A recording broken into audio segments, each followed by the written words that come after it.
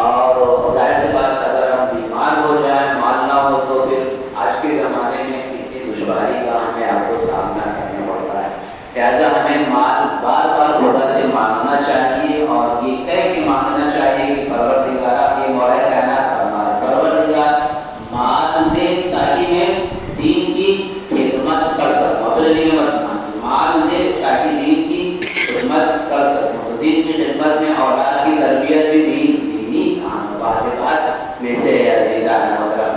تو بہرحال ہمیں مانگنا چاہیے، اور خاص طور سے شب قدر میں ہم کو مال اللہ سے مانگنا چاہیے، خاص طور سے کوشش کرنا چاہیے۔ اور اس کے لیے ایک دستور ہے، ایران کے بڑے مشہور اور معروف عالم دین فاطمی نے، یہ علم اخلاق کے بہترین استاد ہیں اور ذہن خون کے مرحوم ہو چکے ہیں عزیزان محترم۔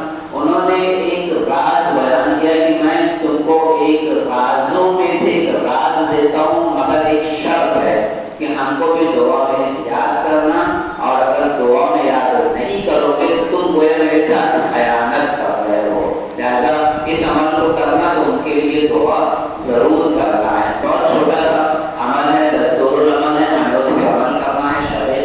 شب قدر کا دستور ہے عزیزان محترم، 3 شبیں ہمیں آپ کو ملیں گی، ہم جہاں اتنے عمل کریں گے، ایک 10 منٹ کا عمل، کیا میں سمجھتا ہوں 5 منٹ کا عمل ہے، 5 منٹ کا یہ عمل ضرور کیجیے گا۔